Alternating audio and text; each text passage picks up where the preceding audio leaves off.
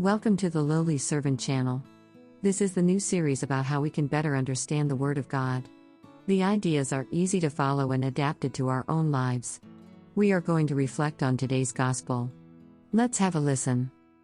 In the Gospel of Matthew, chapter 5, verses 17 to 19, Jesus tells his followers that he has come not to abolish the law and the prophets, but to fulfill them. He goes on to say that not even the smallest detail of the law will disappear until everything is accomplished.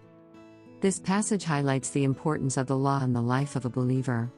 While Jesus came to bring a new covenant and a new way of living, he did not do away with the teachings and commandments of the Old Testament. Instead, he fulfilled them through his life, death, and resurrection. As Christians, we are called to live according to God's law, which is summed up in the two greatest commandments, to love God and to love our neighbor as ourselves.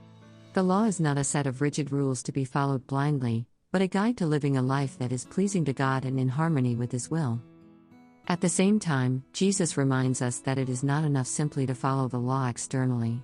He tells us that our righteousness must exceed that of the scribes and Pharisees, who were known for their strict adherence to the law. True righteousness comes from a heart that is pure and seeks to do God's will in all things. As we reflect on this passage, may we be reminded of the importance of the law in our lives as believers. May we seek to live according to God's commandments, not as a burden, but as a joy and a way to express our love for Him. And may we remember that true righteousness comes not from legalistic adherence to the law, but from a heart that is filled with love and seeks to do God's will in all things.